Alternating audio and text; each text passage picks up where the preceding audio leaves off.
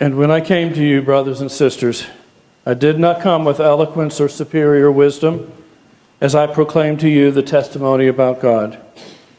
For I was resolved to know nothing while I was with you except Jesus Christ and Him crucified. I came to you in weakness and in fear and in much trembling. My message and my preaching are not with wise and persuasive words, but with a demonstration of the Spirit's power, so that your faith would not rest on the wisdom of man, but on the power of God. Amen. And it's always a privilege to be invited to be here. Conrad and I are getting to be just such good friends and encouragers for each other, and it means a great deal that he even came to church today when he could have had the day off. Well, maybe that doesn't mean what I thought it meant. And I appreciate the applause when he introduced that I was here, because you might not want to do that after the sermon, so we got it out of the way. Have you ever made the most perfect plans for a very special trip? If you have, imagine this with me. You've studied the weather. You've researched all the historical sites that you want to visit. You've researched on Google everything from the diners to the deli, so you know exactly where you're going to eat. You've made your packing list, and you've checked it twice, and you know what's naughty and nice to take. The bags are packed and weighed, and hopefully under 50 pounds. If not, you have to take out something, don't you? And hand it to the person in the line behind you. I've seen that happen. Your itinerary is all done, and you leave for this day and this remarkable trip, but it doesn't turn out the way you planned. This happened to some very dear friends of ours from St. Louis. Dan and Sylvia were coming home from a month trip in Europe, and they were flying home, and when the captain came over the loudspeaker and said they were making an immediate emergency landing, and the nearest airport was Gander, Newfoundland. Their plane lands, everyone has to get off the plane. Without carry-on, without luggage, get off the plane, get off the plane, get off the plane. And they noticed several planes on the tarmac and several more circling in the air. The date was September 11th, 2001. When they got to the TV and found out what was going on, they found about the horrible tragedies in New York, Pennsylvania, and Washington, and stood there stunned as more and more people poured in. They and everyone else in the world were shocked and dumbfounded and dismayed. How could this horrible thing happen? How could, after several hours, they were told there would be no flights that day and for several days to come. So this is the reality. All of a sudden, there are 6,500 people in this airport in a town of 10,000 people. Suddenly stranded. What are these people going to do for food? The basic human needs. The schools were open to shelters. Homes welcomed them like family. Meals, bedding, everything they needed was freely given with a deep gift of hospitality. I thought that was really interesting that the people who are home bring the gifts to the travelers. Everything that was needed was given. Dan and Sylvia and thousands of others found grace in the midst of that tragic world-changing event. And after days when the airspace over the U.S. was reopened, they had to find their way home, another way home. They went back 2 years later with some other people and with money enough to build a library in that town. In Matthew's gospel, we find such an iconic image, and the music today was just beautiful, perfect. I'm always so grateful for what Don and those who plan worship pick, because it's like, oh yeah, I would have picked that song. But they did perfect with that, because we talk about those wise men, that iconic image of those wise men traveling to see Jesus. Matthew includes that in his story. He's the only of the gospel writers that puts that story in there, because he wanted to affirm the kingship of Jesus. That was real important to him. These wise men from the east were studying the sky, And they looked up there, and there was a star that wasn't supposed to be there. It had been there for several days, for several months, and probably for about 2 years. They concluded that the star was indicating the birth of a king in Judah. So they went on the road trip. Tradition says there were 3 wise men. That we kind of let tradition do because, well, there were 3 gifts. We don't know. There could have been more. Go ponder that. So what, you have to, oh, no. Yeah, it doesn't tell us. It doesn't even tell us their names, but tradition has that it was Balthazar, Caspar, and Melchior. They stopped in Jerusalem to see King Herod, who was the king of that area. Even though by Jewish law, Herod was not even a Jew, he considered himself king of the Jews, and he held a tight rein on that title. Barbara Brown Taylor, one of my favorite writers and preachers in her day, wrote an imagining of their meeting Herod like this. They had no trouble gaining entrance to the palace because, well, they looked rich. And that was enough to get them a royal audience. But only the king they met was something of a huge disappointment. He was old and fat and had terrible breath, she writes. His skin was yellow, his bile had gotten the best of him, and the guards on the sides of him shook with fear of him so that their spears and their shields were rattling. Without even conferring with each other, the wise men knew this is not the one. So they asked him, do you know of any other king of the Jews that's been born in Israel, in Judea? Taylor writes, he had kind of been picking at his fingers and just, yeah, till they mentioned that there was another king. His eyes picked up. Their question got his attention in a big way. He looked right at them for the very first time, looked him right in the eye. And when he looked him in the eyes, he saw stars in their eyes. And his grew perfectly round, she writes, like that of a snake. Well, we know how that meeting goes on from there. Herod confers with his chief priests, his scholars, all those around to say, wait a minute, what's going on? What do you know about another king being born in this place called Bethlehem? And one of the scholars had done his homework. He said, well, and the prophet Micah talks about Bethlehem, and out of Bethlehem will come the one that will save Israel. Well, Herod didn't like that at all. So he kind of thinks about it a little bit. He goes back to the wise man and says, I wasn't aware of that birth, but please find him and let me know. Let me know. You can just get you? Ooh. Taylor describes it like this. He said they should come back and tell him who his successor is so that he could send flowers. His breath smelled like pine sol, and the wise men walked out of his presence feeling all queasy. But once they were back out in the night sky and could see the star, they could see their way clearly, and they followed it all the way to a one-room house in Bethlehem. That's the complicated part of that. But now this next part is so beautiful. This is where the wise men find baby Jesus and his mother, and they worship him, and they give gifts fit for a king. Gold, frankincense, and myrrh. I wonder what you would have brought. Sister Rossetti says, oh, if I were a shepherd, I would bring a lamb. If I were a wise man, I would bring. But all I know to bring and to give him is my heart. What's important for these scholars from other lands? They were led to Jesus. They were paying attention. They were led there. And just like the shepherds did at his birth, they knew then instantly they were in the presence not of rich gifts, but of God's perfect gift. And they weren't there to worship the star. It was only pointing the direction.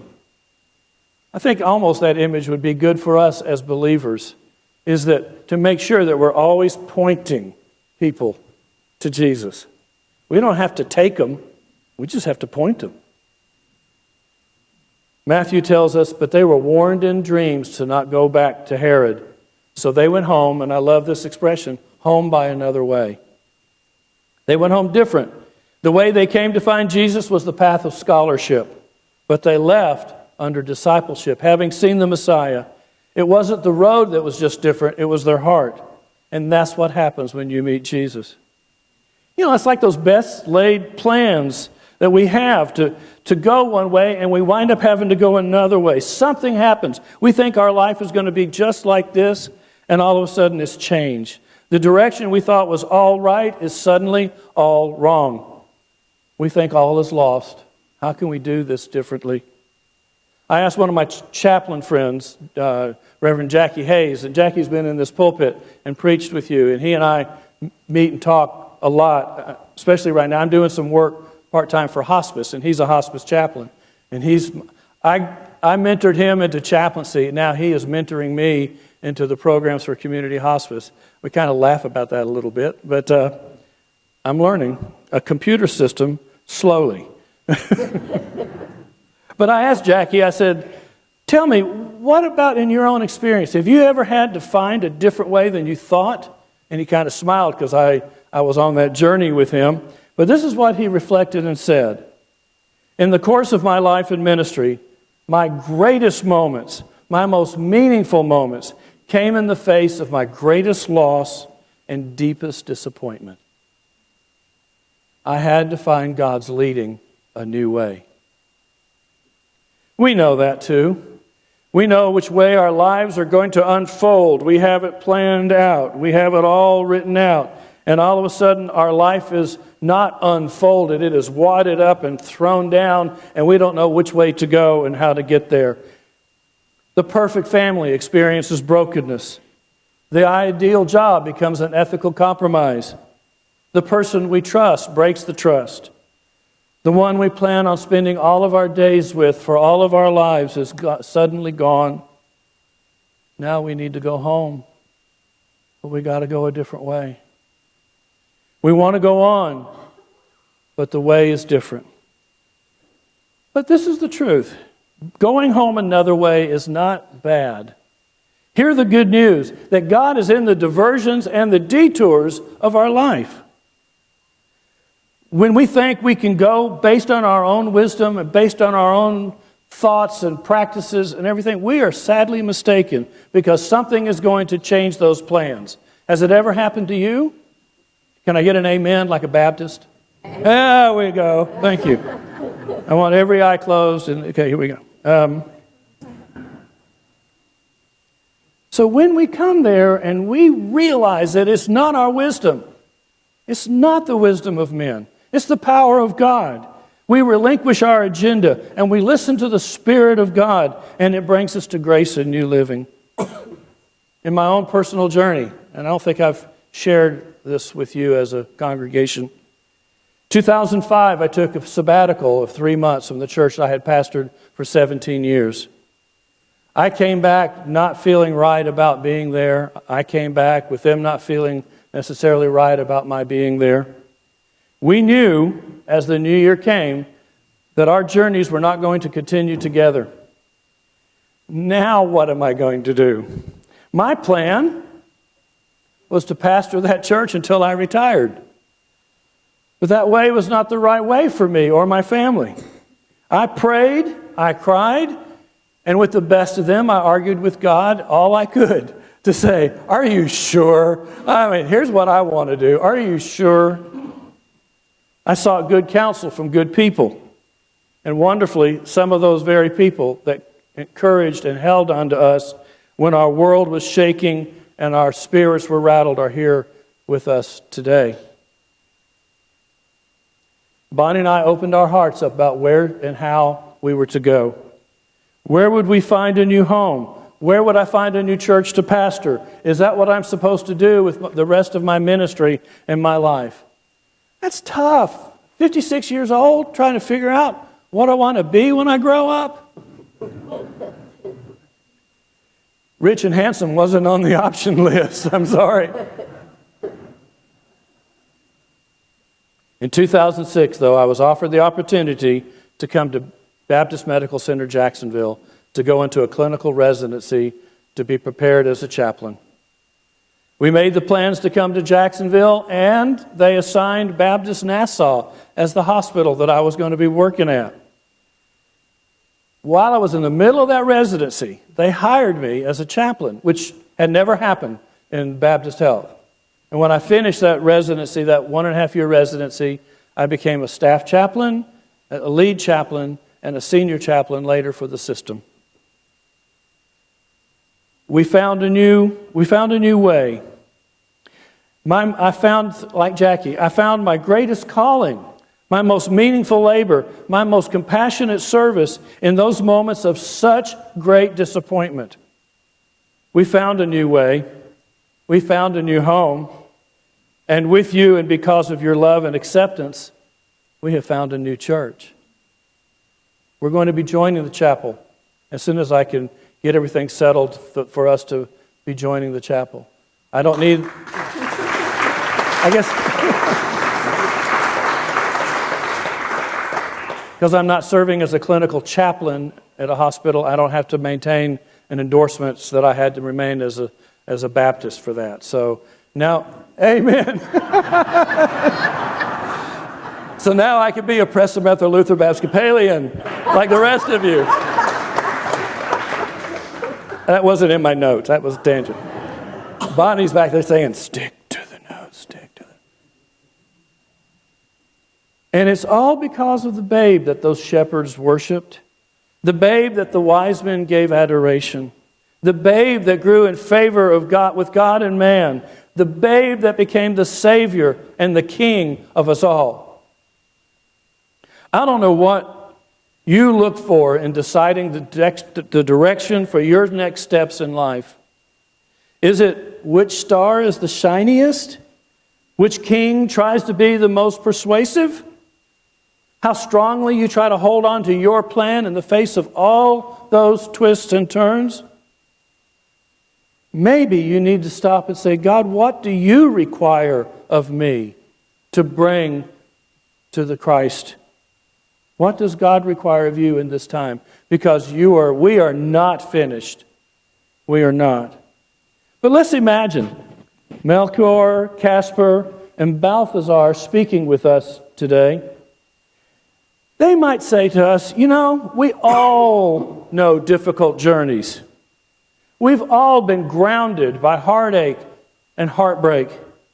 We all know the risk and faith required to seek the Messiah.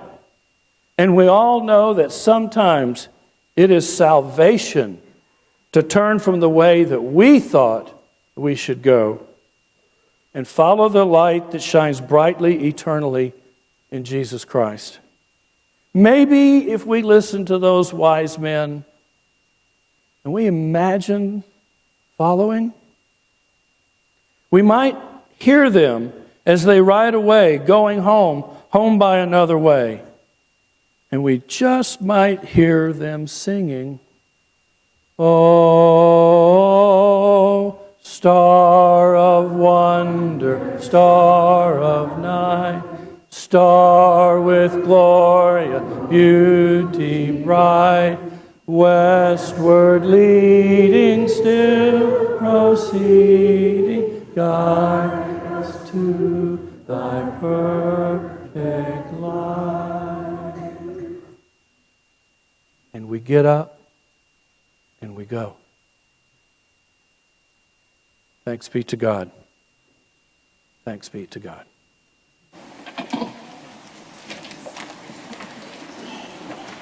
Let us pray.